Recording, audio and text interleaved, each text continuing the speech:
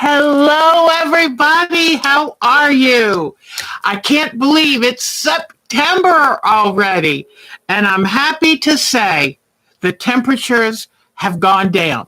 Now, who knows how long they'll stay this way, but we have been able to have the windows open. And how wonderful is that? Hello, hello. It's good to see you. I'm going to put my glasses on so I can see who's here. Okie dokes. Oh, I always love this part to see who's here. Oh, Cheryl Lemon is here. Okay, Susan Smith. Looks like Susan Smith was the first person in the building. And Lisa's here. Oh, this is great. Marsha, hi, sweetie. Melissa Lamb. Hello. In fact, Melissa, did you actually join our group? Because I've been showing the picture you sent me. But don't forget, if you want to join our group, Melissa, please send me an email at ourtimetoquilt@twc.com, and I will make sure to invite you because I have seen you 3 times at least. All right. So, Maria D., hello. You must be new. Linda Ramos, hi, sweetheart. And let's see. Alberta! Hi, Alberta. We have missed you.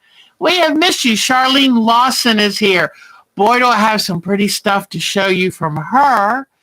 And I am so happy to see my Cheryl Lemon.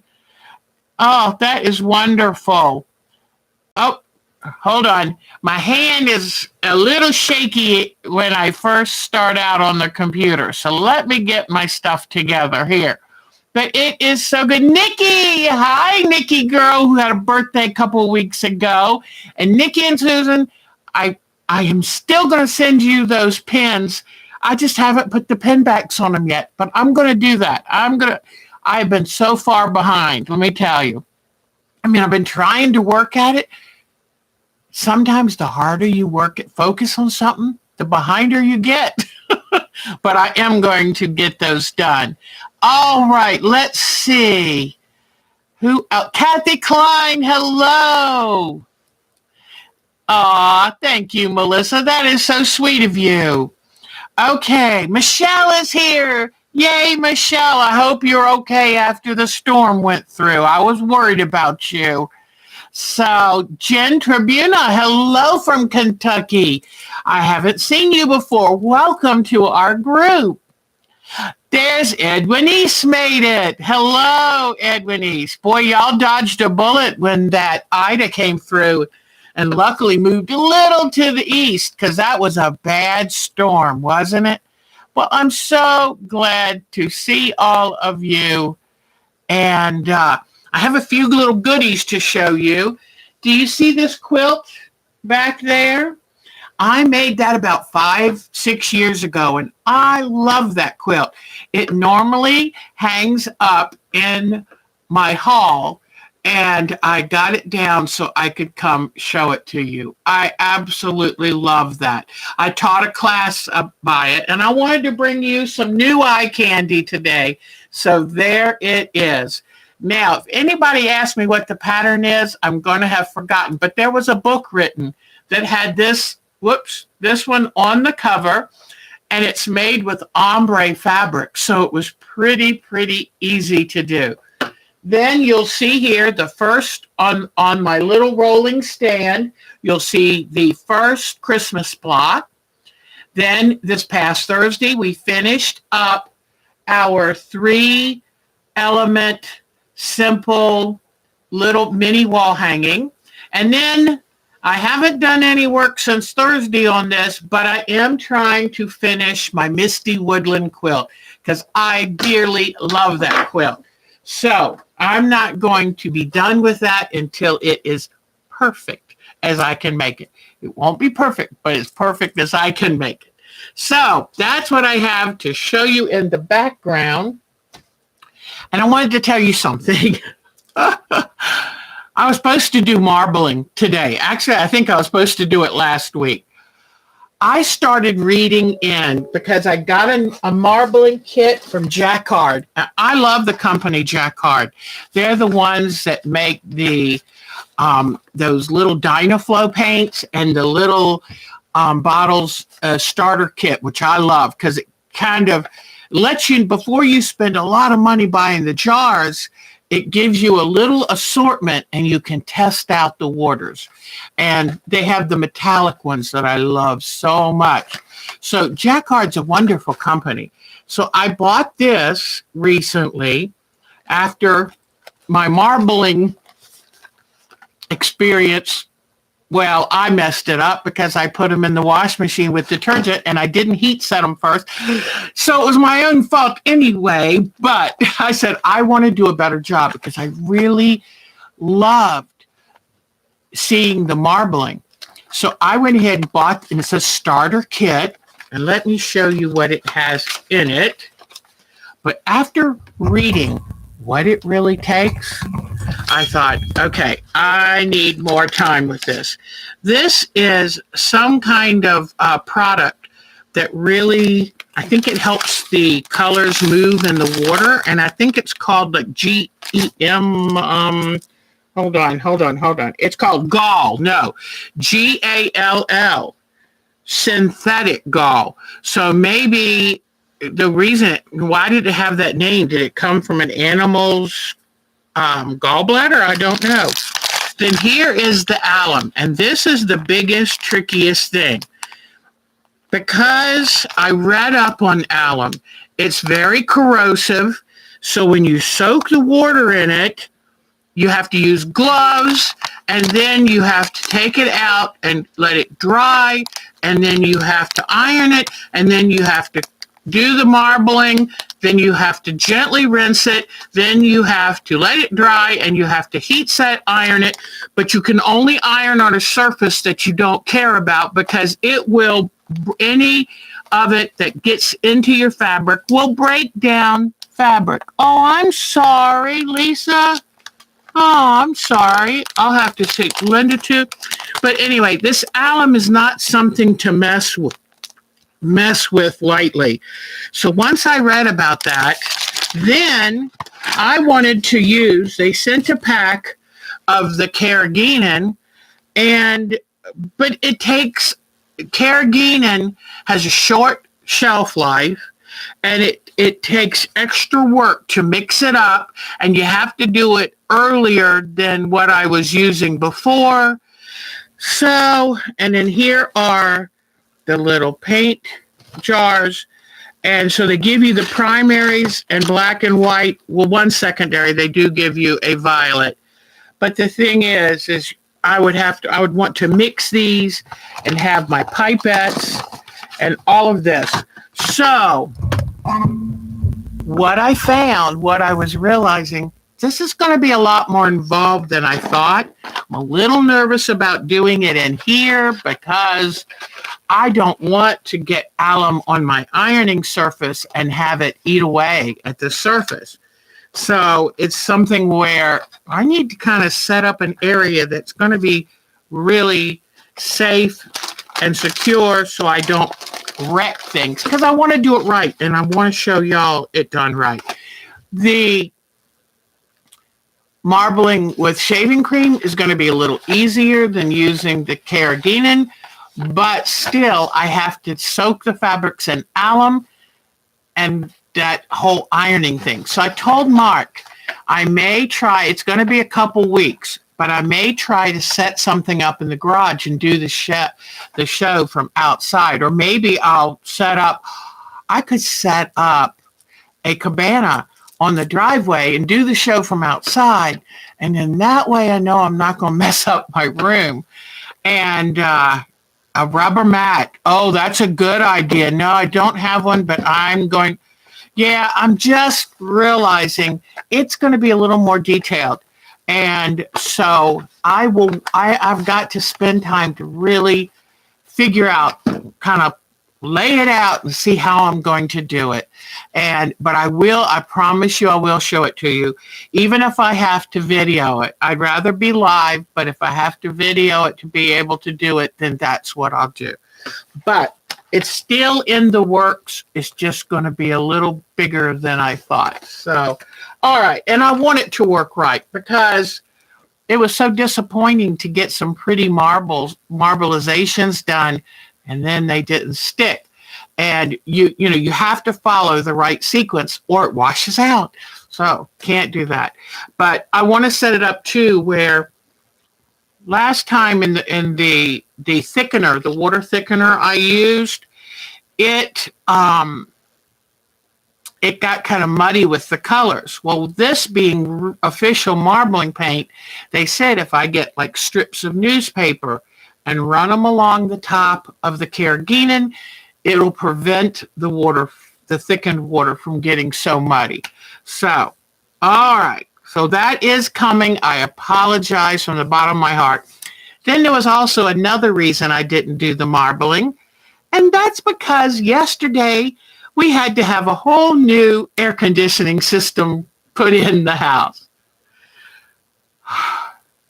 Has it just been non-stop? I mean, honestly, girls, it's ridiculous. And why does everything, I mean, we thought 2020 was bad, it was going to get better. Well, 2021 is not coming along much better the way I see it. I mean, we have had I know when it rains, it pours. You're right. I mean, between the expensive work we had to do on the camper, and then the tree that cost $8,000 to take down because it was in such a precarious place. And then what else? We had to buy another car because Mark's car died, so we had to put money out for a down payment. What else? There's been a lot of things that we've had to do. My surgery a year ago was like $5,000. And so Mark was trying to nurse our air conditioning system along. He was the refrigerator. Thank you. Oh, Susan, you're so good. And luckily the refrigerator is working out really good. But did I tell you it fits so close into the cabinet where we put it that when we were doing research, we found out our other one might have died early because it didn't have enough ventilation. So Mark and I were talking, and it was like, you know what? I was thinking, could we cut a hole in the cabinet in the kitchen? But you hate to do that. And then I think it was him said, what if we cut a hole in the living room wall right behind the fridge, put in official looking air vents, and ventilate it that way? Perfect. So, and he can now feel that it really, because it ventilates out from underneath. So that works. So anyway, it's just, then the water main broke down the street and they had to put in a new water main. And then because they put in a new water main, we realized that our water pressure regulator wasn't working. We had twice the water pressure in the house, which would have blown out everything. And then, so he had to go get that and put it in, and he hurt his shoulder, which is still bothering him. And so finally, he's been nursing this air conditioning along, and I have been miserable in the house. Just felt hot, stuffy, even though the temperature said, but the poor air conditioning system was running forever. And if we wanted to cool the house off 2 degrees, it would take hours. And so we finally said, you know what, we can't live like this. This is miserable. We're never comfortable. Oh, thank you, Susan. Yeah, now it's perfect because it comes right, pulls it right through the refrigerator. So anyway, I said, you know what? I think it's time to call John from J&S Heating, who we love here in the area. He's done our heating and cooling for 15 years. This is the second system. In the first house we lived in here, he put a new system in there, and he did a new one here. And we realize now that air conditioning system had been dying for years. I mean, we would come back from vacation and try to cool the house back down. It would take all day and all night. We realized that thing had been struggling. So I've got pictures of it. The inside, which is called the A-coil, that goes inside your furnace in the garage. And then there's the unit outside. The A-frame, the A-coil, was freezing up every day. The problem with that is Mark would run the fan against the thermostat to make it cut off, to let it thaw. But then all that water was saturating the inside of the furnace. And so we were kind of blowing damp, funky air around the house. And, we've been feeling allergic and stuffy, and, our ears have been stuffy, and we blow our noses all the time. And it turned out the air filter was very clean, but it was all that soppy mess every day. So it was so much fun. Last night I was playing with the new air conditioning, and I said, let's see how fast we can drop it from 72 to 70. Now, yes, the air is cooler outside, but still, lickety split, that house came right down to temperature. So even though we hate spending money, we love saving it, but we hate spending it, we had to do it. So thank goodness. I think it is going to be so good for us. So what are y'all talking about? Oh, I know everything's gone up. Oh, it's a mess. But yeah, I'm hoping. We know at some point we're going to need a new roof. So our luck, something will happen. We'll spring leaks. Who knows? But I think that's the only thing that can go wrong left on the house. I shouldn't say that out loud, should I? So, okay, I just wanted to show you a few things. So I promise, I will do the marbling. Just let me catch my breath. Soon, Mark is so excited. It's getting closer and closer to when he takes his trip to the beach. And this, since he didn't get to go at all the last spring and last fall, he is going to, gets on his motorcycle and he packs it and he goes to a great old fishing hotel down on the coast of North Carolina. He's going to stay a whole week. And I'm so excited for him because he needs to feed his soul. He's working in the dining room, has been working in the dining room for a year and a half. He's cut off from people that, he used to have people at work. And he likes working from home, but there are certain downsides too. So he's going to get to go to the beach, which means I'm going to miss him, but I get to do everything my way for a week. So in a way, it's going to be good. And I'll get to sleep on my schedule and not have to worry. I get to eat on my schedule, whatever. And this is what, I'm going to go ahead. I tell y'all everything. You know that. I have already made up some grilled hamburgers. We had it on the grill about a week ago. I made a bunch of them and froze the rest of them. And I love, my favorite thing to eat in the whole world is a Cajun dish that came from my grandmother, Baylot. I get kind of confused sometimes how to pronounce that, but she was from Charleston, South Carolina. And it's a dish that's made with tomato paste, bacon, onion, salt and pepper, rice. And it is so good. I grew up calling it Perlo. I finally found a reference to Perlo in Pat Conroy's, one of his books. And they're all different recipes for Perlo. Some have sausages, some have all this, but mine is very basic. But I make it in a big cast iron skillet. And I use 2.5 cups of rice, and 5 cups of water. So it makes a good amount. And then I put that in a container, keep it in the fridge, and every dinner I will have a hamburger patty, the Perlo, and some sweet corn. And that is my favorite thing to do when he's out of town, is I have that every night for dinner. And I don't know if I can make it to go a full week, but then he bought me some of my favorite Stouffer's meals so that I can fill in with that. But anyway, so it's kind of nice. It gives us both a kind of quiet time. And I'm hoping I'll be able to sew as long as I want without feeling like I'm neglecting him. So anyway, making you hungry. It's my favorite thing. I don't know. It's just one of those childhood things. Mark is like, it's not his thing. And if you didn't grow up with it, people say, oh, is it Spanish rice? Nope, it's not Spanish rice. But who can go wrong with onions, bacon, and tomato paste and rice? It's like, and lots of pepper. It's like, That can't go wrong. And black pepper. But anyway, that's my tribute to my grandmother and my father.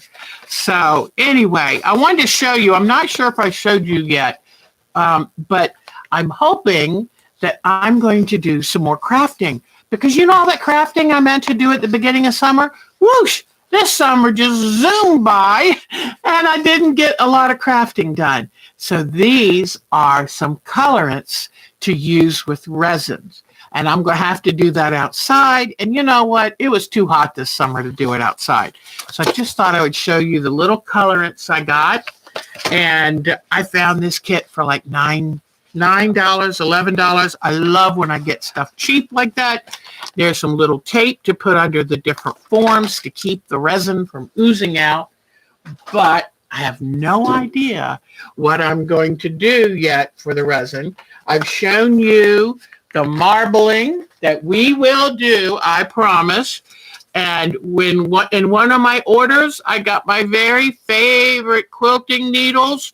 These are actually a size 16. They're top stitch, which is, to me, the best needle to quilt with because it has a longer groove in it and it protects the threads so you don't get as many thread breaks. And these are titanium coated, so they're guaranteed to last, I don't know, I think 2 to 5 times longer, something like that. All right. I'm not going to tell you which one this is, but this is the next Sunday's Christmas spot. I already printed it out so I could get started on it because I like to do it before I show y'all. There have been a couple evenings that I took some time to make paper beads. Here we go again. I have another whole gallon of these. Is Polly here yet? She's going to say, Deb, what are you going to do with them? And I don't know. There's just a bunch of them. But, you know, like I say, keeps my hands busy, keeps me out of trouble, right? I don't have a photo yet, but I finished my granddaughter's dress. I want to make sure Jody knows that because she's been such a wonderful fan of it. I finished my granddaughter's dress, and she has it. And they have to hem it and sew the decorative buttons on. But I managed, that dress was like a shirtwaist dress, but she wanted the opening over down off the shoulder. I figured out how to put in a zipper, and the zipper goes below the waist. I put a little Velcro to kind of make sure it stays closed. The steampunk dress. Yes, Susan. And I am addicted to the beads. Yesterday, I did a bunch of cutting of paper because I get so much junk mail and I turned it into beads. And so I used my guillotine paper cutter and tried to cut them real pretty. And I've got like a couple pounds worth of strips to do. So it never ends. At one point, I'm just going to have to say, Deb, throw the junk paper away. I'm sorry that you're wasting trees, but you didn't send it to yourself. It's okay. But for right now, it keeps me busy.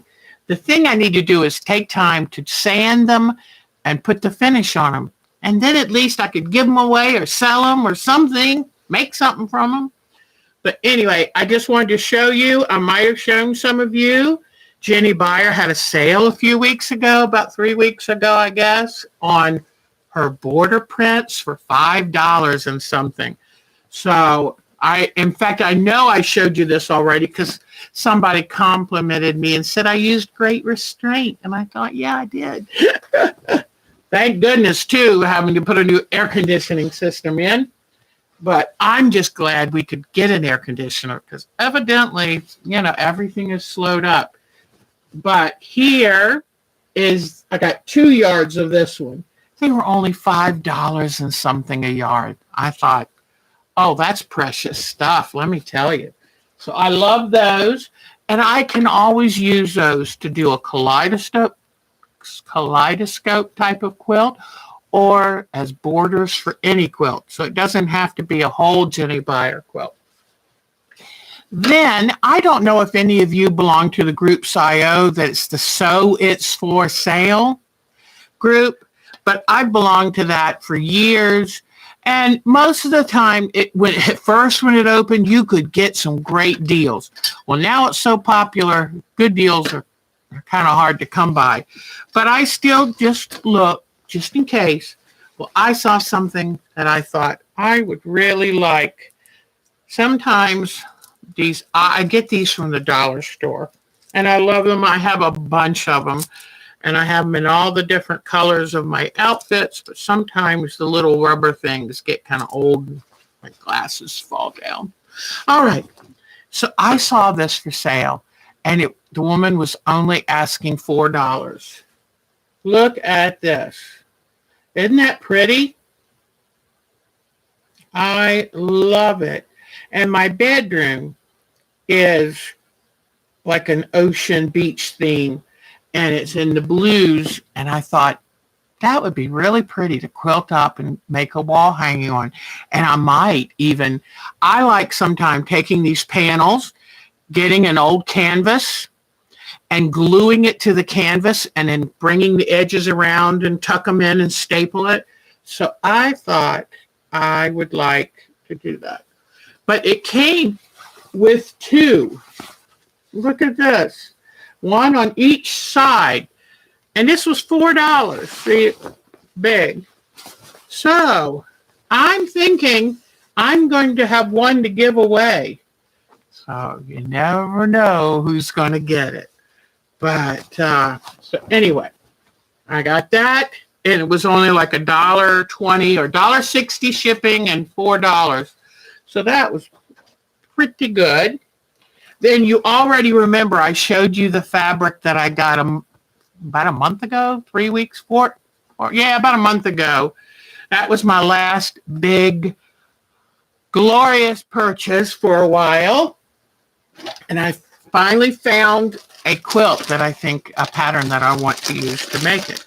And then a few weeks ago, I had to, but it was a few weeks ago, Pineapple Fabrics had one of their $4 or $5 sales.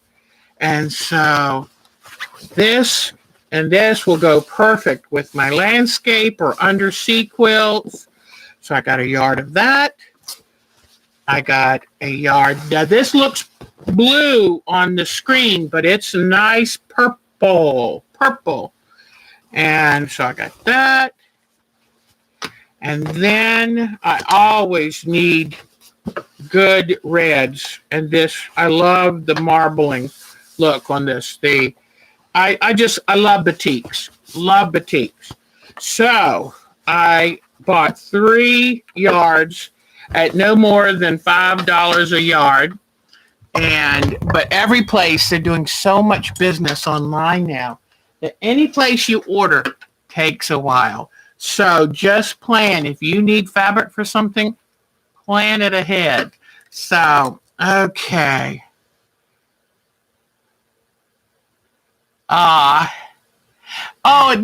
Don't even worry about being late, sweetie pie. And, all right, so I got that. And I love these places now that I love it when they put a little note, packed just for you. I love it when they just put a little something to let you know they care. And I always save the Ziploc bags because I have learned over the time that never ever just put fabric in a closet. If it's supposed to be for a certain purpose, like the batiks will just go in the closet. But that other one that's a collection that I'm going to make a quilt with, put that in a designated zipped up bag so that I don't lose it. I don't lose track. I need to close these shades because this sun is going to burn a hole in my head. Hold on, guys. Whew. Coming right in that window. Okay. Much better. It was like, I was going to lose an eyeball there. All right. So now, and then when it comes to the, what did you buy? Remember, I bought these to do the marbling. So we're going to figure it out. And I might do the marbling first and then do the thickener. I'm not sure. But, all right. Did I tell you I found out some good news? I had a retreat that I did, and I did it for like 6-7 years, something like that. Well, after the last year, I've just gotten I don't feel like stressing myself out like that. So I turned it over to a group of ladies who love to come every year, who are really energetic. And I said, I would just like to get an invitation to come, but take it, run with it. Well, I was thinking, there's no way I can go.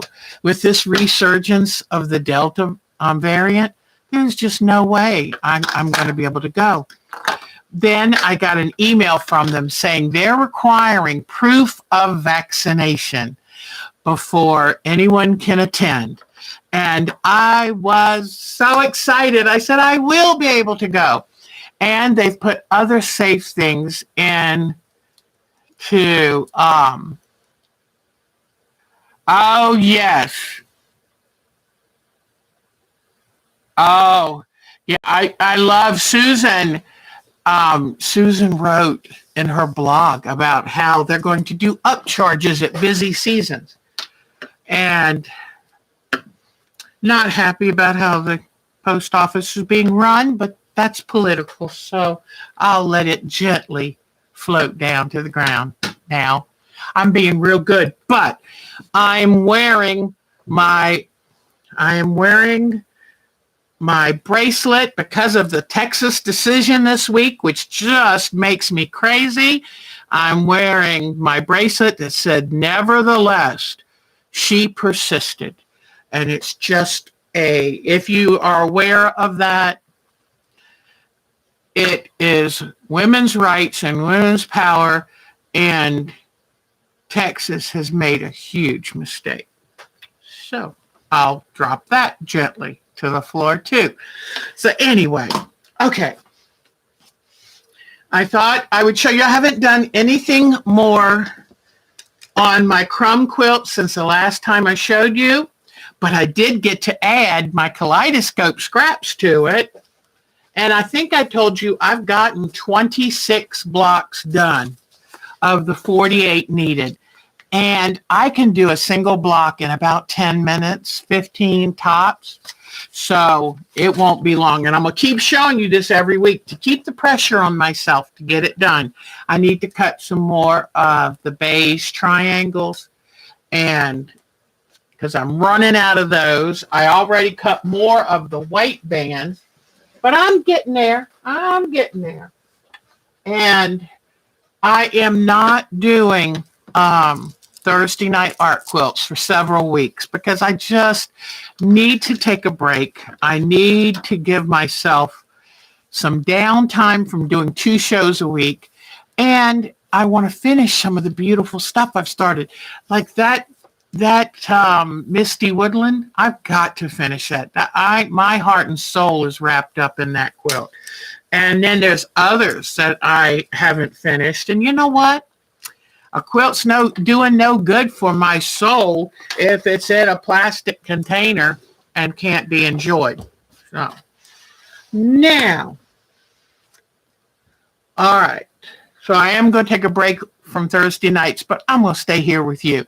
The only time I'm going to take a break from y'all is I may go camping for a week. I've got it planned in a few weeks. So I'll let you know, though, so you won't be surprised. I don't ever want you to just show up and I'm not here.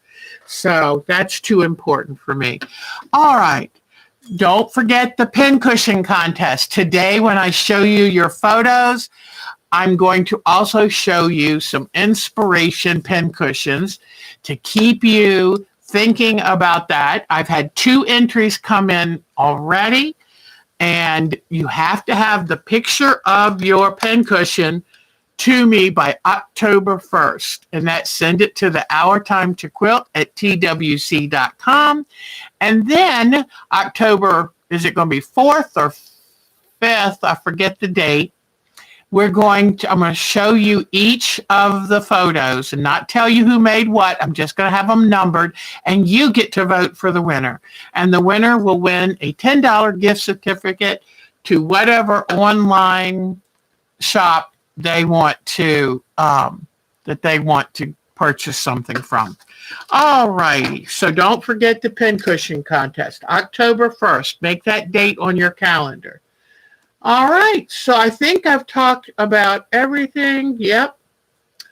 I can talk, can I? My mother used to call me Chatty Cathy. So I've had so much fun doing this Christmas quilt. And I am making a promise to all of you that if you make just one block a week before Christmas, you'll have 12 blocks that you can put together for a Christmas floppy. Now, I know you don't have time right before Christmas to quilt it, but you know what? As long as the blocks get sewn together, hang it up on the wall and enjoy it. Nobody says it has to be done before you enjoy it, do they? So I found this wonderful. I think it came with the Grinch fabric line, and I was going to use it for the backing for my Grinch quilt, but then I went, that's too wonderful to put on the back. I know, I'm going to let you see that quilt again. I love that blue and olive quilt. It's so pretty. But I don't care what backing I use for my quilts because I just hang them up. I don't pay attention to backing. And I know other people are very particular. And so if you love your backing and it means a lot to you and you want to tie it into the quilt, then you go for it, because that all that matters is what you want. But this, I said, I don't want to waste this gorgeous fabric against a wall. And I love how it's a little bit kind of comical, kind of cartoonish. So this is what I found first. And then what I did is I went through my stash. Love shopping my stash now. Not just because I have to, because we're going broke, because so many things happen. But actually, I'm enjoying shopping my stash. So for this fabric, I added a new one this week, ladies. All right, because I realized I just needed one more. I found, and this one I'm having such fun with. The dots give humor. Well, remember this new fabric that I purchased to use for the Misty Woodlands? I said, I needed a darker green. So I've got 4 greens now. I've got 3 blues. No, actually 4, because this I've decided is my background. And it's a real pretty marbly look blue. And then I have 1, 2, 3 reds. And these colors, and then this is going to be my sashing and my border. And I just thought, pick things that make me happy. And I purposely tried to pick a dull version of each of the colors because I want it to have a little pop, a little pizzazz. So I wanted to pick colors for Christmas, but with a twist. And because, you know, I first started looking at my Christmas fabrics and I thought, yeah, that doesn't take enough imagination. So, all right. So now I've already shared with you Ellen's snowball block, which is right up there.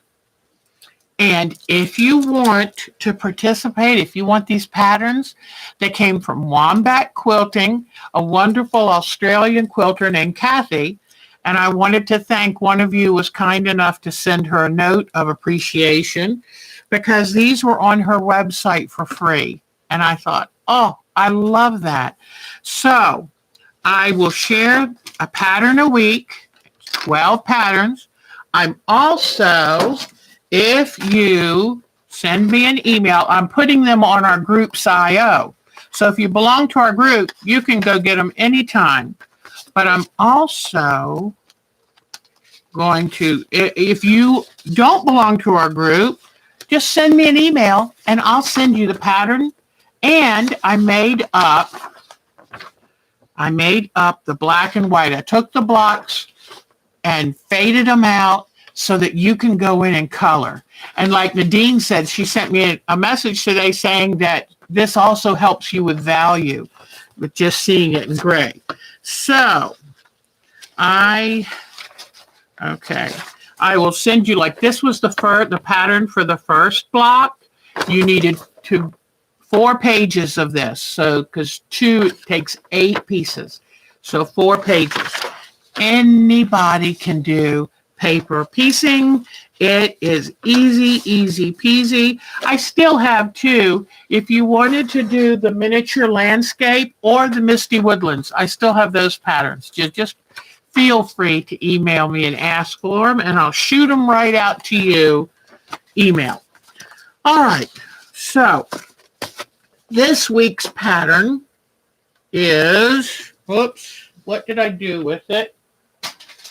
Oh, let's see. I think it's in this pile of mystery papers. Okay. Let me find which one it is. My printer has been busy lately. Okay. The one we're doing this week is actually probably the easiest one, the simplest one of the group. But trust me, some of the blocks may look complicated, but if you do it paper piecing, it's just paint by number. You can do it. This week's pattern is called Special Spin. Very, very easy. Now this came on her page as a 4th of July, but I thought it looked good with what we were doing. So I have transformed it to our Christmas colors. Oh, wasn't I clever? I didn't want to lose all my pieces, so I stapled them together. Now I got to get the staple out. But do you see on the papers how I write the colors down? Because that's really the only tricky part of this, is figuring out what color do I want where and how is it going to look. And that's why I thought it was important to give you the coloring pages so that you could make sure the colors work the way you want. So here is what I've gotten done so far. And I love this, has the skewed inner star. But this is really simple because it's mostly background fabric. So, and I have this piece. Let me tell you, you see how this is kind of wonky shaped? The nicest thing is, think about it when you sew them together.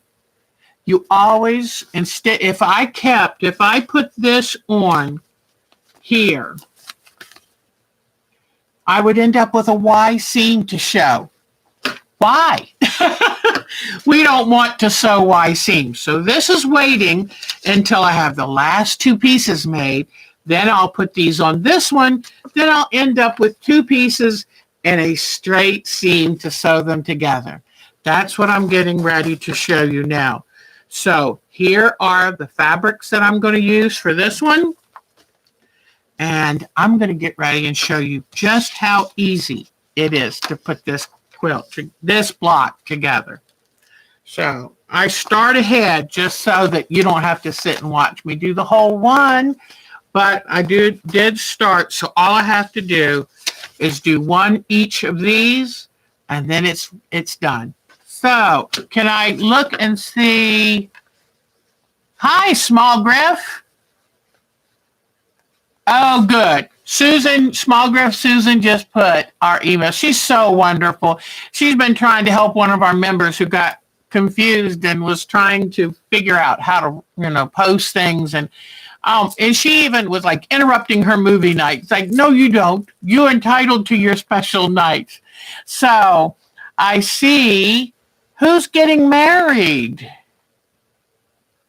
Oh, Charlene Lawson, your son is getting married. That's wonderful. I love that. Okay. Oh, man, y'all been talking about some great stuff. Oh, no. Jody said that the second one gave her a run for money with her seam ripper. Oops. But I'm telling you, it is the best thing you can do. Work out your colors ahead of time and then write them down on the paper. And hopefully you can read it. This says background, BKGRND. And this one is plain teal. And this one is medium green. And this one is shiny red. I kind of can't read my own handwriting. But anyway, but that's what I would recommend you do, is write what to put, what color. Because you will mess up if you don't. I mean, there's so many spaces. Where do you put them? All right. Here I go. Let me get out my background, because like I said, you'll use more background than anything. It's like, what would you put where? Unless you can figure out how this goes together. I always give you a picture of the finished block so you can kind of put these pieces and go, oh, that's what goes there. And with this one, this is background, these are background, these are background. There's a lot of background. All right, I think we're about ready. Let's get started. And then I will make sure, don't be stingy with your fabric. You are so right. I always try, I'm so cheap, you know I am. And it's the worst thing in the world to sew on a piece of fabric, go to fold it back, and it's a 1/4 inch too short. So you have to do it all again. So, okay, here we go. And every week, every Sunday, I'll be doing this. So if you've missed one of them, just go back and get it done. All right. So here are my pieces. The first thing I always do when I'm getting ready to paper piece is fold it on the line, run my fingernail down, or use a paper folder, a bone folder they call them. They're no longer made of bone, but I guess they were before. People were so creative, and they used up everything. So this is really important for 2 reasons. One reason is so you know where to put your placement of fabrics. The other reason is you add fabric from the back, and having these fold lines will show you the proper placement. So, but it makes it so easy when it comes time to tear the paper off. And you don't tear the paper off until all of the edges of the block are sewn into something else. So I won't tear these papers off until all the blocks are made and I start putting my sashing on. Then once all the edges are sewn in, then you can take the paper off. Now you might say, why? Well, when you're doing paper piecing, you have no idea which side is the bias. If I were to pull this paper off and these were biases, this thing would stretch so out of shape, I would never be able to sew it accurately. But as long as it's attached to the paper, it stays nice and well behaved. Okay? So now I need to, which one? I'll start with this one. Okay. So I need to come in here and grab some fabric. And this is what I try to do so I won't be too stingy with my fabric. This, and it's hard for me, you know, but I place it here, okay? Then I fold back this edge and say, all right, this is where it's got to fit. It covers everything. And the first piece, I always, what did I do with my glue stick? Here it is. My very first piece, I used to pin them on, but what if you don't get the pin out of the way of the needle? Then you could have a mess. Speaking of needles and sewing machines, I called the sewing machine repair who have had my sewing machine since June, and they still don't have the part in. And he promised me, he's got it right there on his workbench, And soon as I get the automatic scissor cutter part. But let me tell you something. I miss my machine dearly. Make sure your fabric's going to go far enough to the edges, okay? Now, let me get my cutter. Hold on just a second. All right, here we go. What I'm going to do is I've got my add a quarter ruler, and with this, I'm just going to bump it up again. Whoops, nope, I have to put it even with the edge. The seam allowance is already built in. Let me open my cutter, and here I go. All right. Now, if you're at all worried about cutting yourself, please wear a protective glove. I've got one, but it's somewhere back over there. So this is just to trim up my outer edges, just because I like keeping the block nice and neat. The main thing to do is fold back along this line and make sure you get it right on the paper correctly, okay? It's only as good as the fold you make. All right. Then I'm going to bump the add a quarter ruler right up to that fold. And then when I cut, it'll leave the perfect 1/4 inch. Okay. So see how this does? Leaves 1/4 inch of fabric. Okay. So that was piece number 1. I mean, actually, that was supposed to be the last one. Oh my goodness, it helps to read the instructions. I need to start up here for number 1. All right, ignore this. All right, I want a red, but which red do I use? Let me see. I use the the dark red. Okay, let me get my dark red. Here I come. And what I'm going to do is put my dark red here.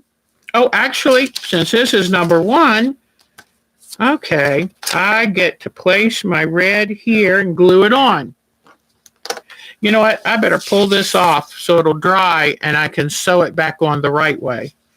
All right, I'm sorry, guys.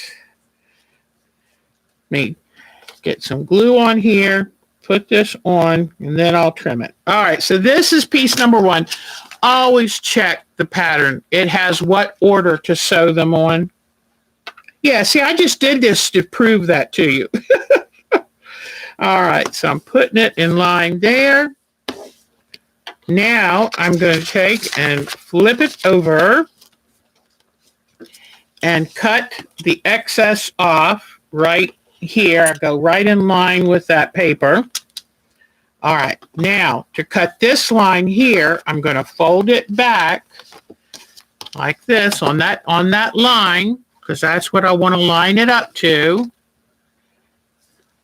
Oh, here's my ruler. Bump up my add a quarter ruler in and cut right down that line. Now, there we go. I have a nice piece right here. Now the next one is lime polka dot. So I get my lime color polka dot and I line it up with the very next line. See, here's the piece number 1. This is the line I'm going to sew on. So I line it up. Now, turn it around this way, Deb, and line it up, because I'm going to sew it and flip it, okay? Now, to make sure that I've got enough fabric to match, what I do is I fold it back like this and make sure I see fabric all around it. If I do, I know it's good. Let me see if I can move it down a little bit more to save fabric, but still have enough. I just do. See how it will just be enough? So that's what I'm going to use. And since this is an early piece for this, it's early on, to make sure that I sew it correctly, I put 1 pin there. Then you come over to your sewing machine and you sew on the line. This is where it feels odd because you put your fabric on that side, but you sew from this side. Some people say it feels a little backwards to them. Now that I'm right here, I need to do something. I need to lower my stitch length to about 1.8. And the reason you lower your stitch length is so that you lower your stitch length so that when you go to pull the paper off, it doesn't tear your stitches out. So I had to rethread I forgot I used red on the last time I used this. So let me come back in, rethread my machine really quickly. All right. All right, here we go. All righty. So now I'm rethreaded. You start about 1/4 of an inch before. You start about 1/4 of an inch before the sewing line. You sew right on the line, right on it. And then you sew off 1/4 of an inch past the sewing line. Okay. Now, take that pin out. Don't need it now. All right. Now what I do is I turn it back over to the fabric side and I use my folder or my iron. I'm going to use my iron. I have been liking getting a perfect, let me grab my iron. I like getting a nice, perfect, smooth edge on this. So let me go to the iron real quick. Press this down. All right, now you have all this fabric you don't need. What in the world do you do with that? Well, I turn back over, and just to keep from cutting my hands, just to keep from cutting my hands, I'm going to put the ruler even with the outside because the sewing allowance is already, seam allowance is already built in. Come on, okay. So that side's good. Now I'm going to fold on the next line. So I've sewn on here. This is the next one. So I'm going to fold it back. And the nice thing is, since you've already folded all the lines before you started, it's real easy to find the line to fold it back to. All right, so I have this here. I fold it back. Let me turn it for my left-handedness here. And now I put this little add 1/4 ruler right up against the edge of the paper so I can cut 1/4 of an inch seam allowance there. All right, now I'm done with that fabric. So now I come back, fold it back out. The next one I need is a curly blue. Let me find my curly blue. Here's my curly blue. See why I named it curly blue? Creative, aren't I? All right, so I'm going to put the curly blue one on, and it's right big. Whoops, let me move you back just a touch. It's a right big triangle piece. The curly blue is going to go all the way here. So I have to make sure that it's big enough to cover it. So I line it up right here with my seam allowance of the other piece. Then I fold it back on the fold line and make sure there's fabric all the way around. And yep, I do have enough fabric. So now I'm going to take it over and sew it with that small stitch. Sew it on the line.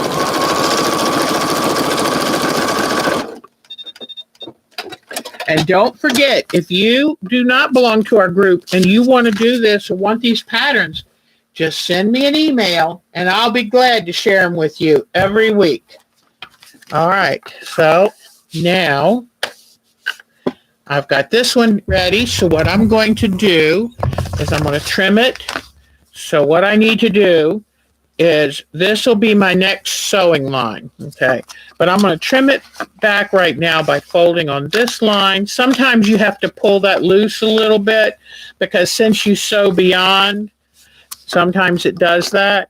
So I'm going to put this up against the edge of that folded paper and trim it off. Okay. And I keep a little trash can right below me because I end up trimming lots of little bits off, not enough to save for anything. But don't worry if you have to tear the paper a little bit because it was sewn across. That is not a problem. All right. That's big enough for my scrap basket. So I'll put that in there. All right. So now, see, I've got that nice triangle piece. Now I just need background, background, background. So that's the only thing about this block. It gets a little boring because it's so much background. And don't we all love the bright colors? So, okay, this is for down here, but let me use, okay, here we go. So now what I'm going to do, where's piece number 4? This one comes next. So I'm going to place this fabric against here. I'm going to fold back over on that line. Yep, plenty of fabric. So now I'll take this over to my sewing machine.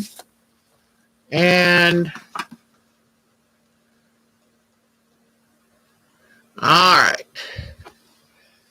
And I'm sorry if some of you find this boring, I apologize, but some people have a hard time understanding the concept of this. I did. If I didn't do it in 6 months, I had to relearn it all over again. Whoops. Never sew from the fabric side. See what I'm talking about? So it just helps if people are reacquainted with this process. All right. And you know, when you're, see how I start early and then sew perfectly down the line. Take the time you need to sew a perfect line. And then the moment you're done, you flip it over. And just the first piece you put right side of the fabric facing up. From then on, you put the right sides touching. And that way, when you flip it over, you're just where you need to be. I'm going to speed this up a little bit by just cutting this without a ruler. And then fold it back to this next line here. And it's not the very next piece I'm going to sew on, but it's almost. Okay, and just as long as you leave 1/4 of an inch below that fold, you're absolutely fine. So there you go. And it doesn't have to be a perfect 1/4 of an inch. Let me press it again. All right, now I'm going to put this piece of background, and I'll lay it. I might try, yeah, let's see if I can use up this fabric a little better. And to make sure it'll fit, there we go. See, when I fold it, it's just enough. If I were to push it down too far, I wouldn't have enough once I've sewn it. And ask me how many times I have sewn it and it didn't line up. Let me tell you, I'm the queen of that. And I've learned I could have had the whole block made in the time it takes me to take out the fabric and do it again. All right, so now what I'm going to do is fold it over here. Let me give it a little iron real quick. It makes it easier to see where to cut. See how pretty it, how pretty it lays when you press it each time. All right, so here I need to, I need to cut off the excess right here. And be careful with your hands. If you feel better, use that ruler. Okay. Then I fold this part up.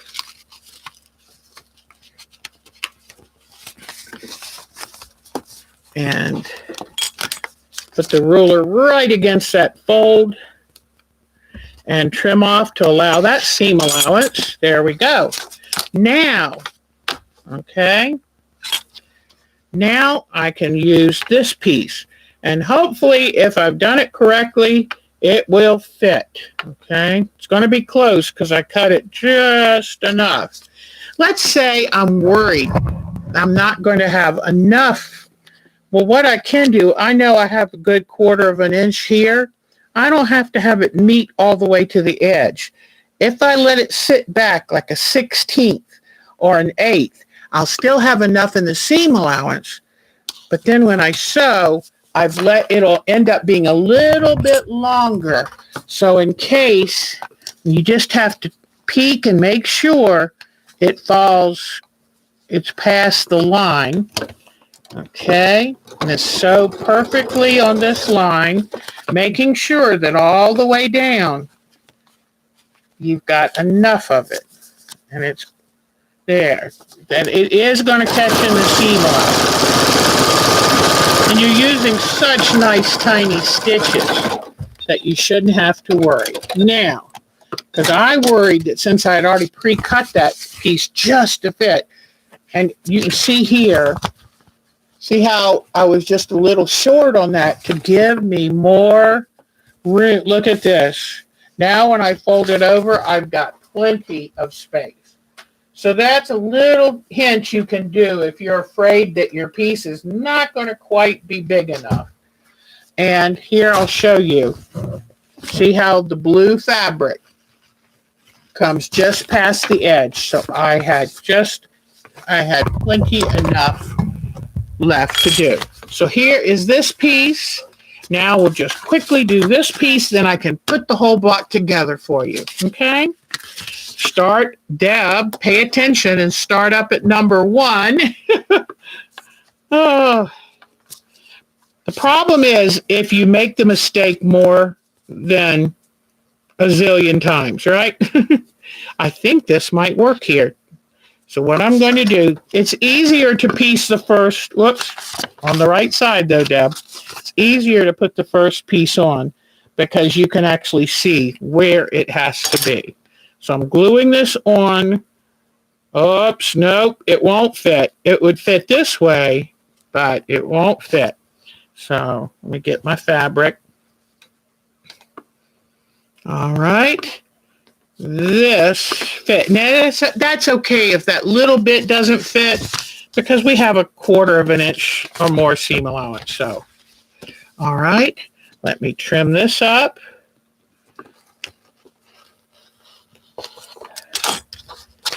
Okay, let me come over here and trim this. And there. Okay, now the next line I'm going to sew on is right here. So I flip this up. I put my little ruler to make sure I have a seam allowance. There's my seam allowance. And all right. And see, this doesn't, whoops, this little bit doesn't matter because you only need it to cover those harsh lines pretty good. And that's plenty. All right, so the next piece, medium green. I have some of that. Okay. Here is my medium green. Now, I need, this is the tricky part too. Which way do you lay the fabric? Right sides together. Here's the next line that I'm supposed to sew on. So now I'm going to flip it over and sew.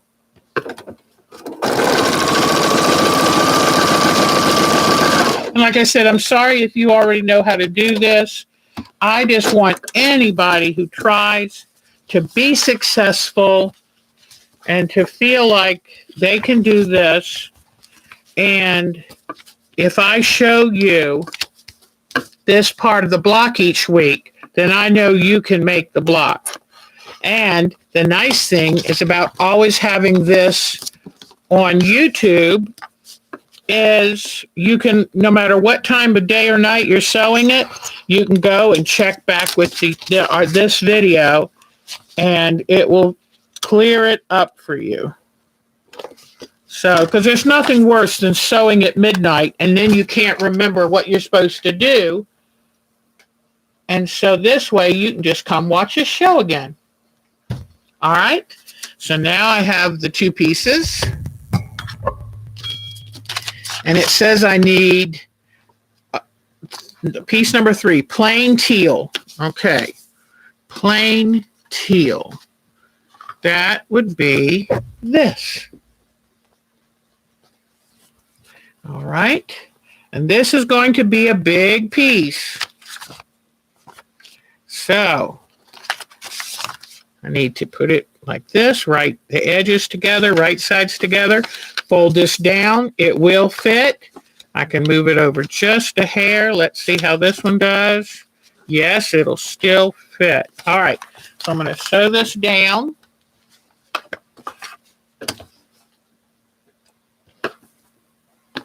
Oops, let me make sure I don't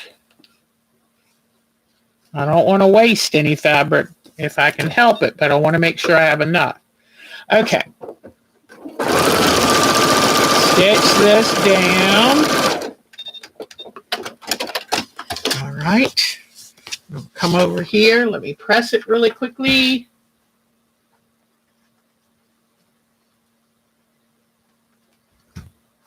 Okay.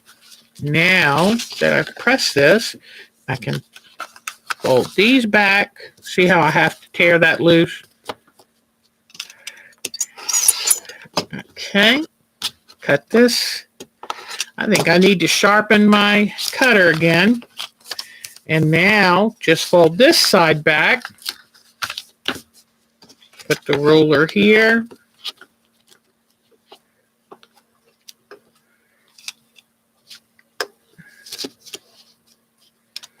And trim this off. Sorry, I was kind of doing that around my thumb. I probably should have just turned it around. All right. So now there that is. Nice and in the center. And anytime after just stretching that a little bit, I just press it again and I'm ready. Now, background. Okay, I can do that. I always like checking pieces out to see, will this fit?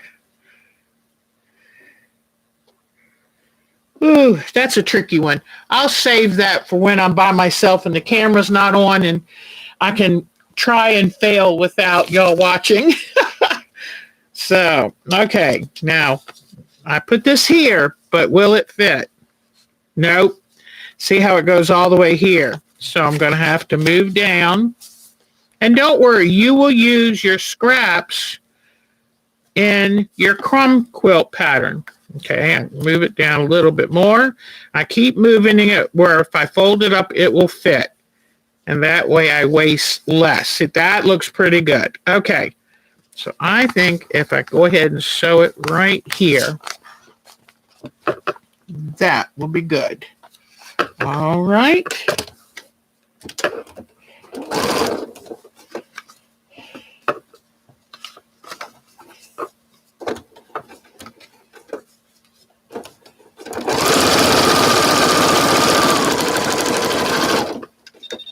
So I watched Singing in the Rain the other night. What a wonderful movie.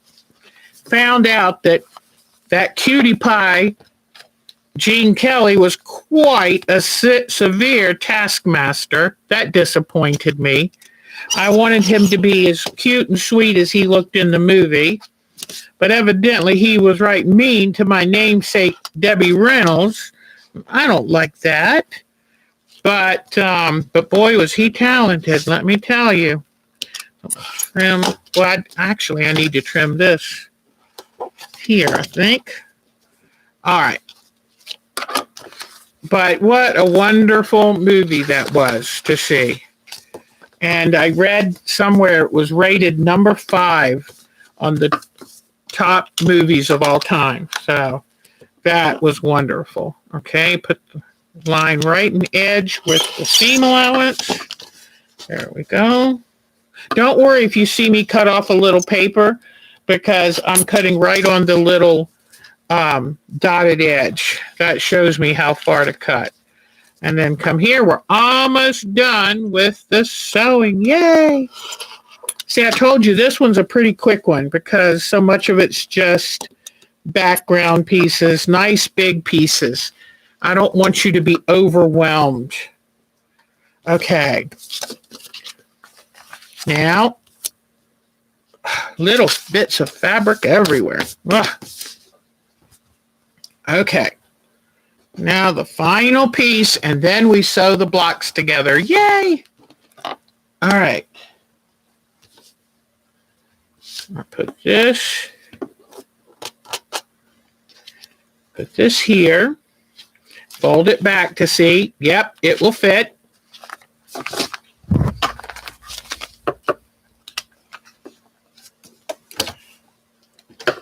Okay.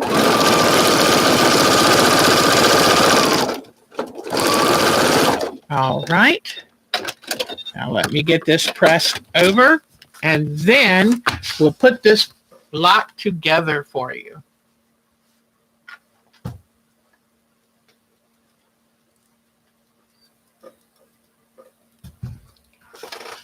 Do a quick little trim. I'll just bump this up this way. That way I don't have to turn it too much. I hope I don't confuse you in where I place the ruler. You just have to make sure you've got enough to come to the edge of the paper. Because that way when you sew the pieces together, you know your fabric is fully attached. All right. Now,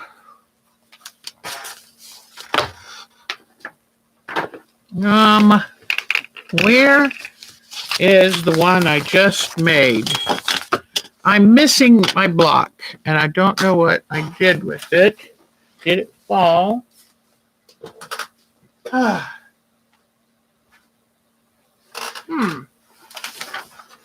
I'm missing the one with the triangle on the end, and I put things out of the way and then forget where I put them.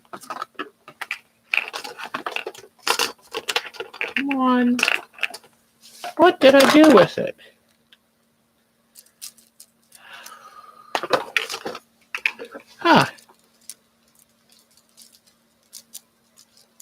Does anybody know where I put it? I know. It's like, wait a minute. This can't. Where did that thing sneak off to? Hold on. I'm going to find this. Darn it, by golly gee. I don't really want to say the words I want to say. Aha! I found it. I had stuck it on top of my little pile of fabric. And, okay. I'm glad I didn't cuss on camera then.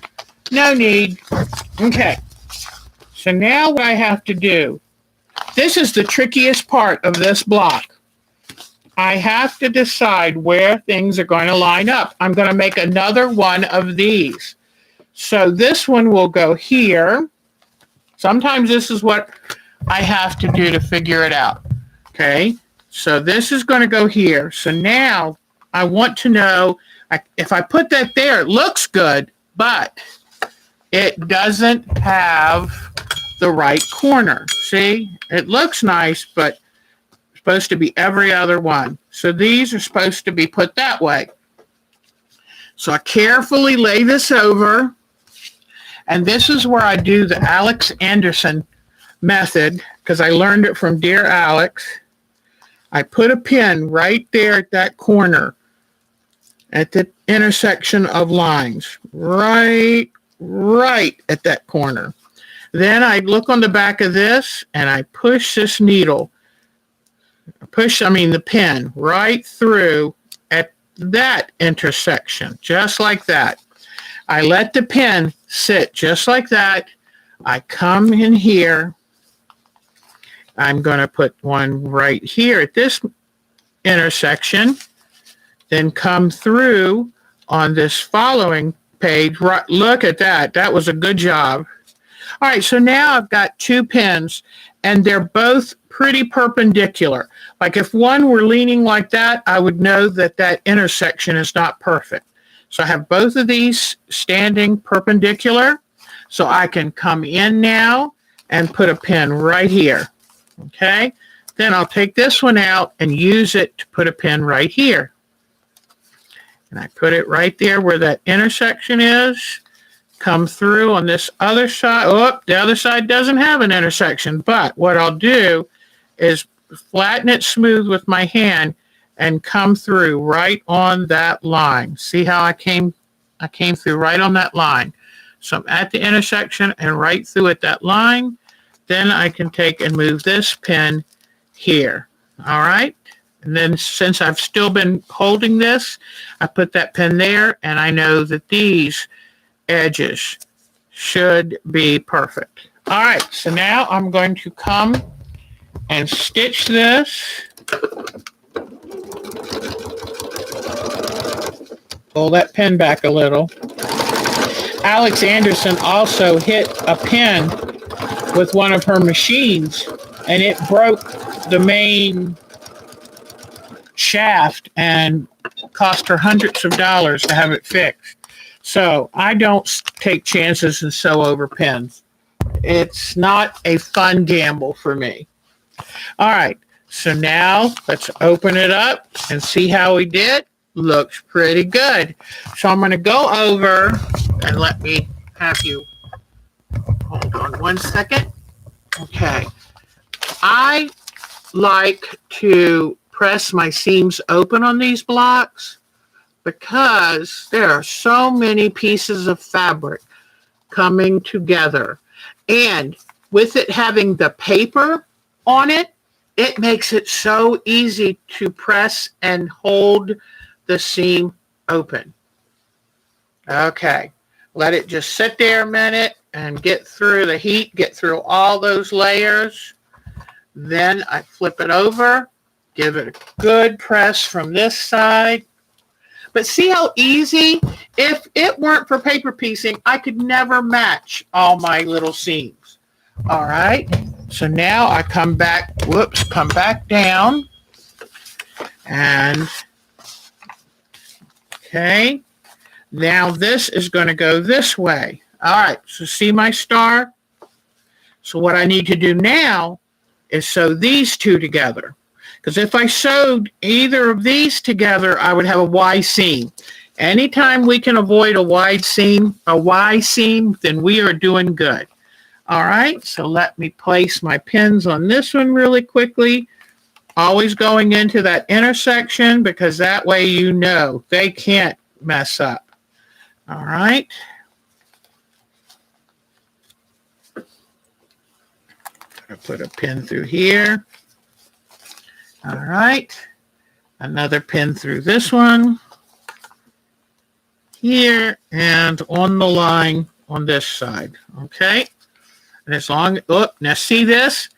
There's a very good example. I didn't pin it in the right place. So let me come back and pin it again so that the pin is perpendicular, okay? That's very important because if those pins are crooked, you will not have a good seam. The intersection will be off. Just that little bit is enough. That's why it's so hard for me without paper piecing to ever have my points match.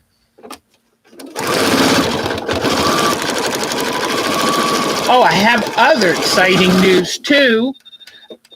For 9 years, I've been going to the Myrtle Beach Quilt Party. I had to miss it last year because of my surgery. But this year, I'm so excited they're having it again. And I signed up for it the other night. Oh my gosh, I was so happy. So Mark made sure he dropped her a line, but she was just getting ready, I think, to put the information out.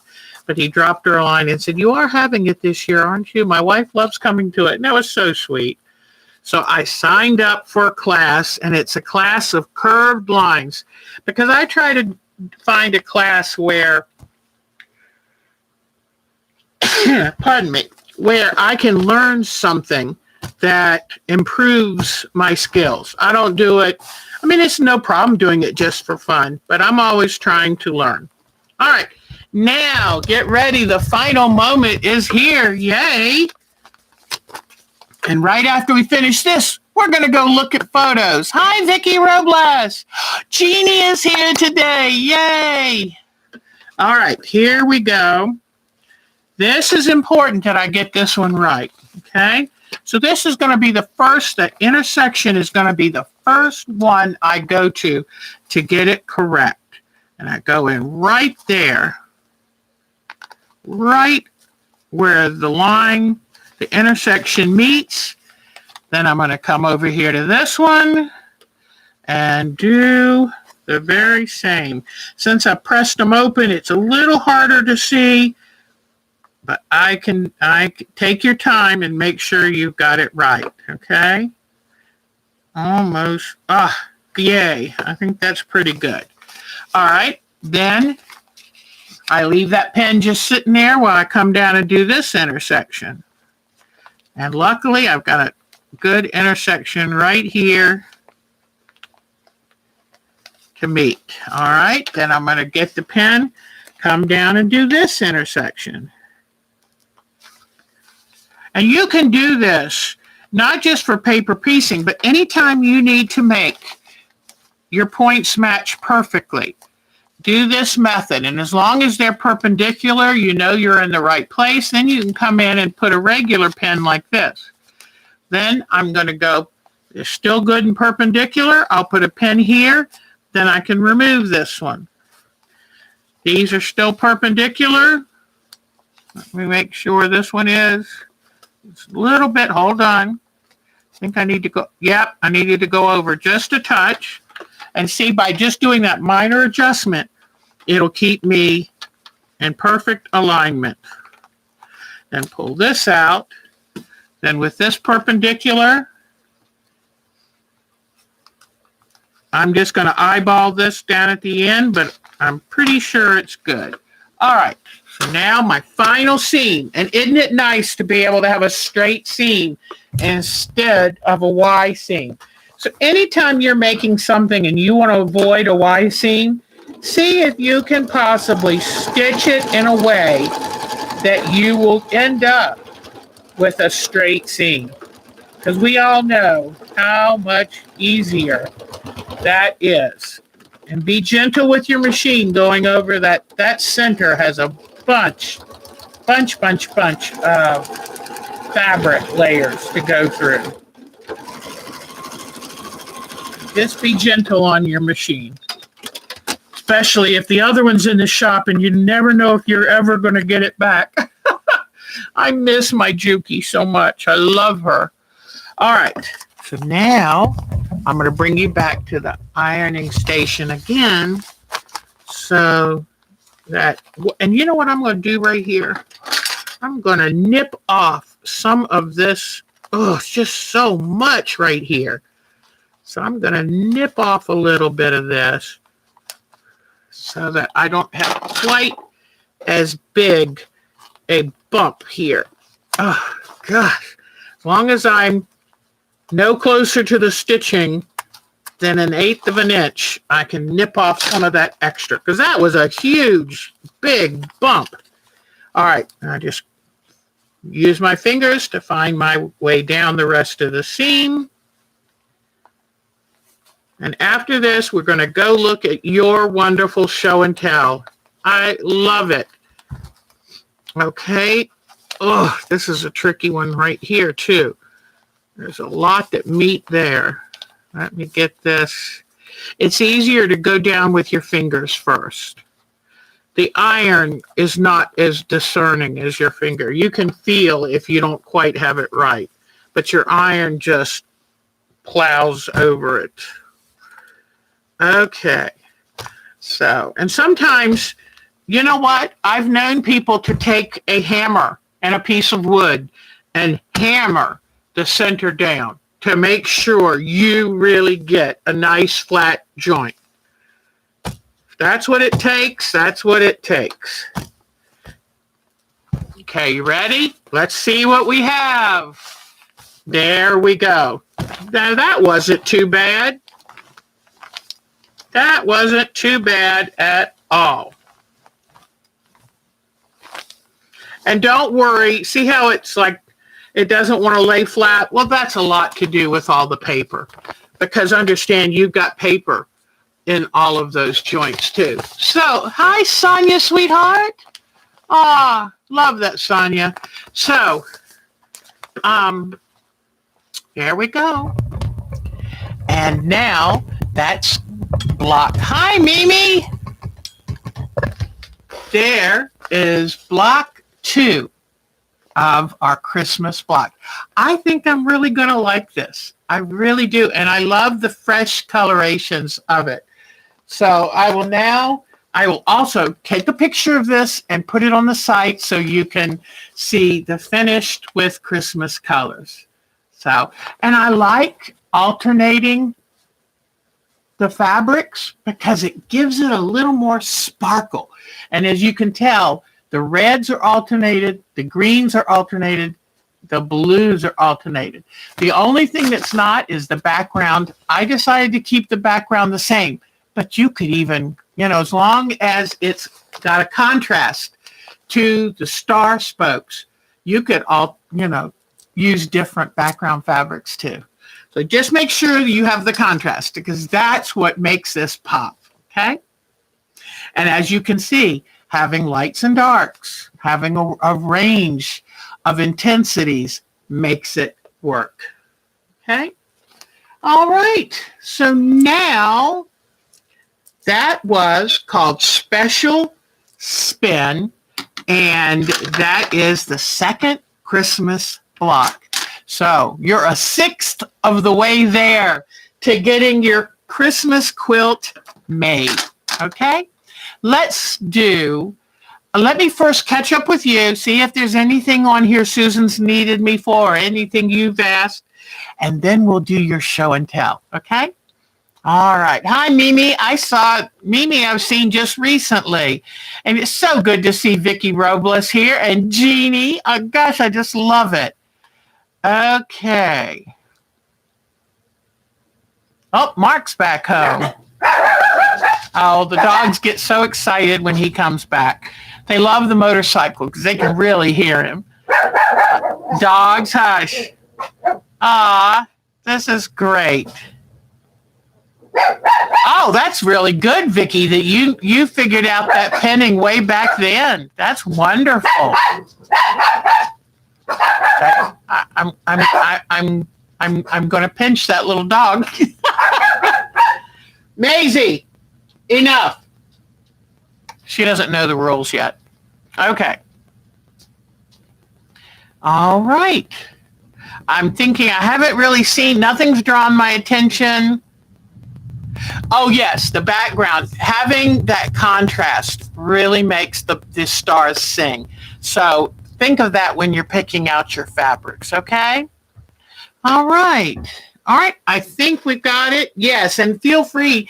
I love having your photos. Some of you have been so good to me and have stepped up and sent me extra photos so I can have good show and tell. And just know I appreciate that because you're part of this. This is not just me doing this show. People tune in to see what you're making. And we have such talent in this group. It is amazing. All right, let's go see what you're doing. All righty. Thank you very much for staying with me, especially through that tutorial. And I just want to make sure that when you are at home in the early hours of the morning or the late hours in the evening, and you want to make that block, you don't all of a sudden go, oh my goodness, now what do I do? And just know I've already picked out next week's block. I can't wait. And I forgot to mention, I saw Alexis on our screen. So here is, speaking of Alexis, I saw her there and meant to comment. And here's Miss Alexis's. And I think this one called Whisk? Oh gosh. I did it again, Miss Alexis. I am sorry, hon. But I love her work. I love the beading. I love the evenness of the stitches. I mean, oh my gosh, that's amazing. Good job, Miss Alexis. But keep sending your photos to me and so that I can share them. Okay, here, look at this. Now, There's a cute little story with this one. This is Miss Betty Middleton's quilt. And I love how she extended the tree out into the border. I hadn't even thought of that. That's brilliant. I love how she extended the leaves out here. Brilliant. Look how she thread painted the leaves to make them, to connect them in. Love it. She said when she, and see how she did the picture frame look. It looks like a framed piece of art. And I love the lines she did on this to make it look like a real picture frame. Great job. I love the inner border she chose. Beautiful. Now, she said when she was working on this, there was a painter or somebody in the house and said, oh, that looks like the Garden of Eden. So with her wonderful sense of humor, she put a little Adam and Eve and even put apples on the tree. That is so cute. I love that. Way to go. Isn't that precious? How funny is that? And there's something up here. I can't quite make out what it is, but that's interesting too. So don't you love it? I love the things you bring to your own artwork. It makes everything very special and unique. Now, Miss Bonnie, I'm hoping I showed these the other week, but Miss Bonnie's been working on things, trying to finish up some of her projects, catch up with them. I love her LaFleur. And then look at these wonderful blocks. So that's terrific, Miss Bonnie. Then here is that bunny block up, or it's a kitty. I think it's a kitty block up close. And that is awfully pretty. All right. And then this elephant is so cute. It's an Irish elephant. I think this is one of her test quilt blocks, but I'm not sure. I love it. All right. And then she finished a table runner. Look at this table runner. Isn't that gorgeous? It makes a party on whatever table you put it on. Isn't that great? All right. Thank you, Miss Bonnie, sweetie. All right. Now we're going to go to Charlene Lawson, who is so incredibly busy. She boggles my brain. So here is her inspiration for her 3-part mini landscape. That's her inspiration. Wait till you see. There's the start of her work. Okay. Then, now is this one, nope, this one's part-way progress. And here's her completed one. And look at her thread stitching, her thread painting. Look at all of that. Isn't that wonderful? And I'm even wondering, did she put a little more color in that cloud fabric? It is wonderful. And then she made this little line of ocean. I said, I paid her a high compliment. I said, this made me want to be on that deck and walking down to the beach. And that, if you can get your viewer to buy in, to want to be part of your scene, that's a success. And I love how she brought the edge out here, which really reinforces the depth of this, the 3-dimensionality. And then she did a pillowcase seam, and then I assume that after she did the pillowcase, she quilted it. So isn't that great? I am so proud of her. Now, you know Miss Charlene Lawson has been doing the Ricky Tim's kaleidoscope with me, but dark horse that she is, she was already working on Alex Anderson's Spinning Spools quilt. Look at her. Isn't she amazing? That is gorgeous, and I love. And if you're here, if you're still here, Miss Charlene, are you doing hand applique or machine applique? I would love to know. But way to go. So she gets our amazing super achiever of the week for sure. Okay, then Charlene Piper, she gets our most surprising quilt of the week. Okay, she was working on her woodlands, and I love where she added the birds and the deer. I just love this. Okay, and then there's another view of it. And look at that. Isn't that just beautiful? And I love all the different layers. I love the flowers that she added to the scene, the birds.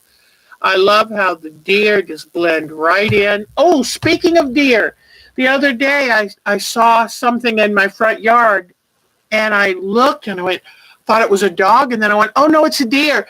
And then I said, Mark, there's a deer in the front yard. And when he came, there was a baby deer that still had a couple spots on it, waiting for its mom. Oh my gosh, there were like about 3 full grown and 1 baby. What a blessing. Now, this is what Miss Charlene Piper did that totally blew me away. One of the things patterns I drew, because I wanted to have something that would have a reason to have a what I called live edge or wavy edge. So it was going to be, the theme was barren and stark and dramatic sky, I suggested, and then something so they can make a curved, one of the edges of the quilt, a curved edge. Look at what she did. She so far bypassed what my little drawing was, and even her inspiration photo. Is that gorgeous? I opened that Thursday night and couldn't believe it. Could not believe it. So that is the most surprising quilt of the week. It's gorgeous. Way to go, Miss Charlene Piper. All right, now let's see who we're going to go see now. I just have a couple little things. Here is my today quilt. All right, I was telling you about my air conditioning system. This is what it looked like after it had been sitting out on the driveway for 3 hours. This is ice. This is all ice. This is the A coil that's inside the furnace unit in the garage. And if it's all frozen up, no air can get through the system. Now, I have to be very kind and tell you, this was a 31-year-old unit, so it owed us nothing. But look at the ice, and this is after a couple hours of sitting out in the sun. It's still very well iced up. And that just meant the compressor could not work good enough. It would freeze up because it would run constantly. It would freeze up and ice up, and oh, what a mess. So now I have a photo of our new baby. So there it is. It's a comfort maker made by the same company that made the previous one, Carrier. And I think they did a really nice job with it. He put a new base out there and got it all level, and I'm tickled. I'm just glad he was able to get one, because I would think they're a little hard to come by. This is my kaleidoscope quilt on my frame. This is upstairs in my frame room. I'm working on it.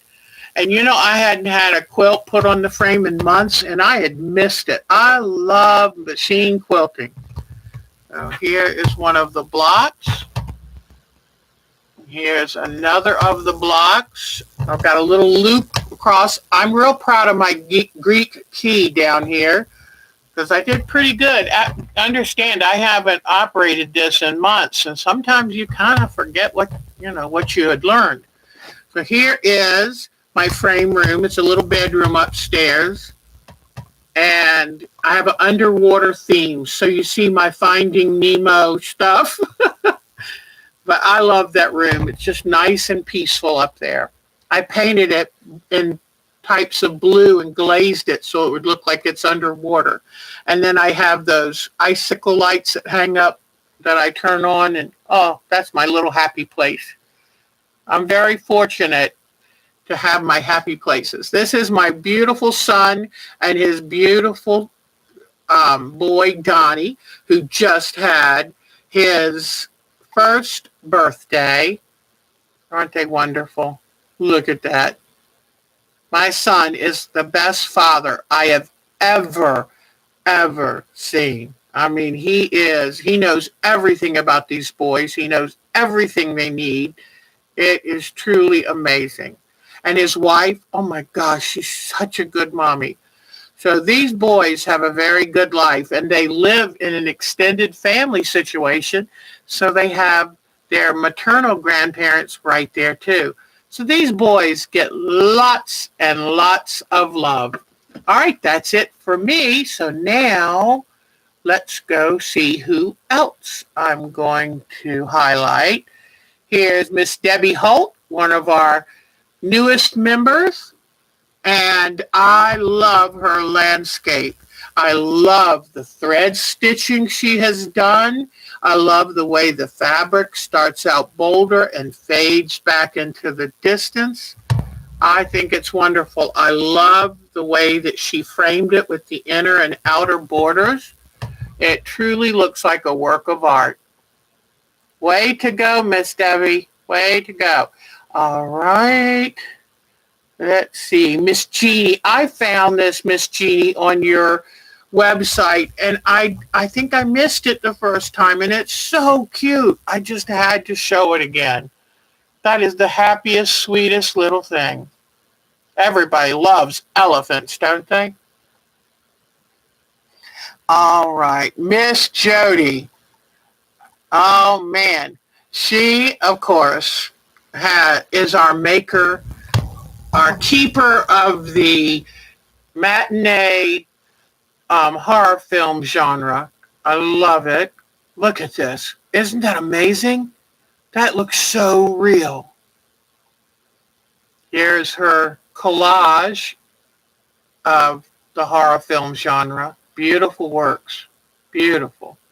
And then look how creative she was for her 3-part mini quilt. And I love she used this as her live edge and even bound it to match what was in the body of the quilt. Look at that. Isn't she something? Our Miss Jody is so talented. So talented. And here is her Christmas block. I believe she's the first one to send in a picture of her finished Christmas block. And this is the Ellen's Snowball. And I love it. And I love it. She's got like some goldish tannish fabric, the red and the gold. A little bit silvery blue, I think. I mean, it's a wonderful way to revisit traditional quilt colors. Give them a little bit of a modern twist. Okay. Then here, I had to empty out some of the old photos because I can't keep them all, but I could not bear to get rid of this little mouse boy. I think I would name him Arthur. And Arthur is just so cute. I just love him. I couldn't get rid of this photo. So I'm hoping Miss Linda will make us some more felt creatures. They're so cute. Miss Lisa's here today, so I'm going to show you what she did. There was a t-shirt that didn't have the nicest saying on it, and so she decorated it and made something totally new with it. Now she can wear it with pride and happiness. So way to go, Miss Lisa. All right. Now, poor Mary. She's also known as Monkey Mary. I got her all confused under different names, but I've now figured it out. This is our Monkey Mary's wonderful quilt block. She cut all the leaves out individually, and look at that kitty cat's beautiful face. All right. Thank you, Miss Mary, and I'm sorry it took me so long to figure out that Mary Krogman and you were all the same Mary. So let's see. Now we have Melanie. Oh my gosh. Melanie is our most prolific poster of photos. Thank goodness, Melanie. And look at this table runner. She has an embroidery business. Look at this beautiful quilt she worked on as with a group. They all contributed something. These are her pounded fabrics that then she embellishes. And here's a great pillow of hers. But look at this iris quilt. It's dedicated to her mother. And her mother loved irises. She's doing embroidery on some. Here is a wonderful dog print that she did. And here's another flower pounding. And how beautiful. And she said if you finish the fabric right, it's permanent. This is their sewing room. Now look at this. Her husband, an engineer, decided that he would let her teach him to quilt, and now he loves it. Look at this wonderful quilt here. It's all made with triangles. Is that amazing? So now they had to get matching machines. They have his and her set up. Oh my gosh, is that a dream come true, ladies out there? Oh my goodness. Another shot of her iris quilt, a shot of the two dogs' portraits together. Beautiful. Another iris quilt that she's finishing up. Here's one of her wonderful embroidery where she puts the actual little stones on. Look at that. Single and still looking. So for socks that are missing a buddy. Isn't that cute? And here is her husband, and this is one of his quilts. Love, love, love it. Look at this. Isn't that wonderful? And there is his quilt again. So we wanted to say, way to go, Mr. Melanie.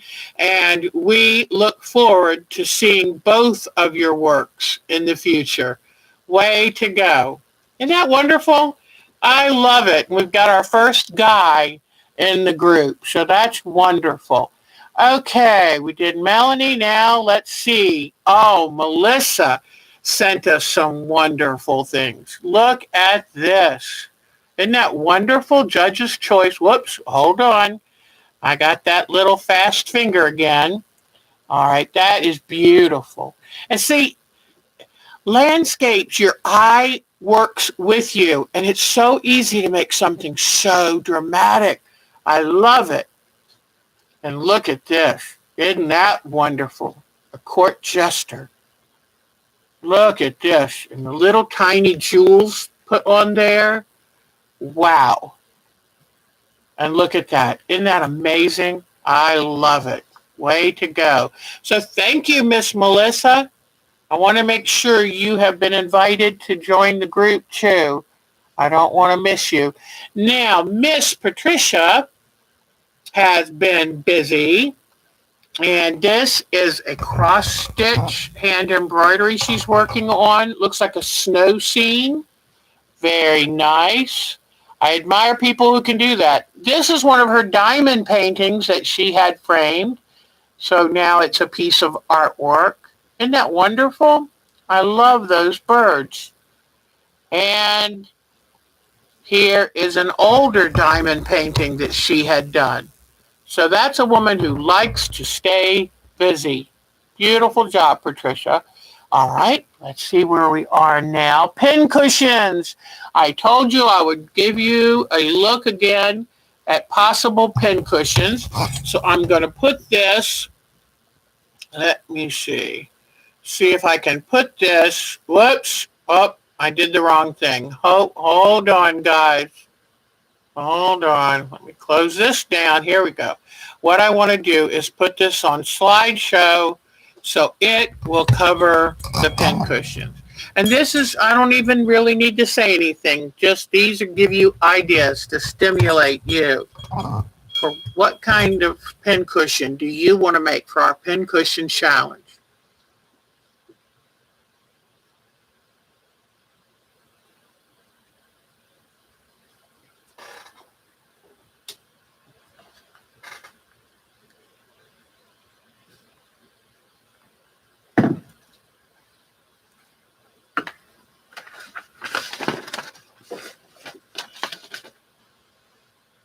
I love these pin cushions. They are wonderful.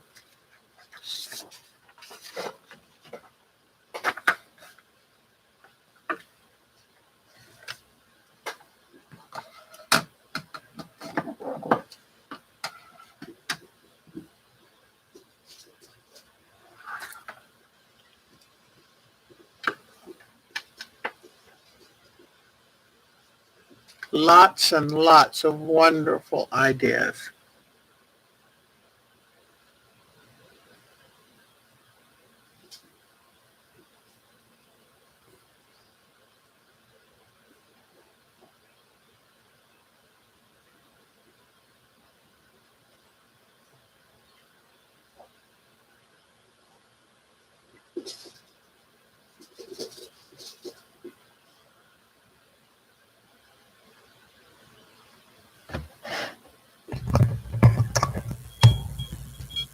Okay.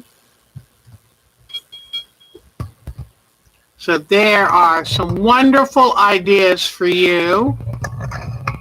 And you can always download these. Go online and type in pincushion ideas. This is Miss Polly's wonderful Misty Woodland. Love it for fall. And she finished her, did she call it a jacquard or a woven look quilt? I love that. Way to go, Miss Polly. All right, now let me see.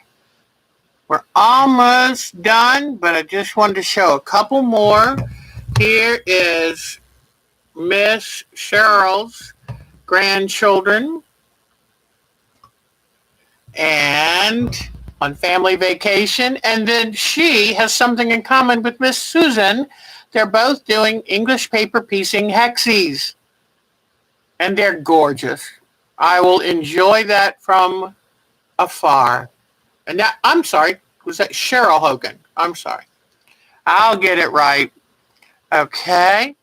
And here is Miss Susan. And look at her beautifully, beautifully hand-sewn hexies. As usual, she does beautiful work. I have yet to see something Miss Susan did that wasn't top-notch. And look at this. She's finishing up some UFOs. That's wonderful. And then her dad's plaids, wonderful. I believe that was a test quilt she did. It is super. And then this, it says one is like the other, something like that. But I love that. Isn't that beautiful? So way to go, Miss Susan. I do not know how you do it with everything else you do. I think that was our last one. Okay, everyone. Thank you so much for joining us today. And I'm glad that I printed out the next star, because while I had the slideshow on, I realized the next star is 8 inches. I'm going to have to put this in EQ8 and enlarge it because I'd like all the stars to finish at 12 inches. So I promise I will get to that. And let me come back to you. So before it's a test quilt from the, that's wonderful. You are so talented. The dad's plaid's a test quilt. Great. I'm allergic to hexies. Yeah, that's what I'm saying. Well, it's so funny. When I was an early quilter, I didn't like art quilts. Never going to do an art quilt. Now that's my favorite. Never going to do hand sewing. Now that's my favorite. Applique. Never going to do applique. I love applique. But I have to stand firm at some point. So I've drawn the line in the sand and it's hexies. But I love the way they look and what you do. Just a little fiddly for a depth. And I'll never make a sunbonnet suit. As God is my witness, I'll never eat carrots or make a sunbonnet suit. All right, so I will fix this block before next week, have it mostly made, and then be ready to give you block number 3. My gosh, with block number 3, we'll be a fourth of the way there. Yes, it's emotional to think about. All right, everybody, have a great week. Next weekend, Saturday, I'm judging a quilt contest. And you know what that means? I'm going to take a video of it, and so I can show you that, okay? So I'm judging the Galax Arts Council the quilt show that they're having. They have it outdoors at a Victorian farm recreation. Beautiful. Mark is my quilt buddy. He goes with me and helps me keep everything straight, and I get his opinion too. He's learned so much that I like to get his take on every quilt. So I'll be judging that next week on Saturday. I'll take a video, and on Sunday we'll get together and I'll show you who the winner was. They're all winners for entering, and I make sure to write each of them a very positive personal note with every quilt. Be nice. That's what I say, because every time I look at the bank account, it gets sad. Well, y'all take good care, everybody. Y'all are the best. Monkey Mary, I hope we got you. I just went offline. Whoa. I don't know if you're still seeing me. It looks like for a moment it popped offline. But I'll get ready and say goodbye now. Y'all take good care. Have a great week. Do something just for you. Bye-bye. See you next Sunday. Bye-bye.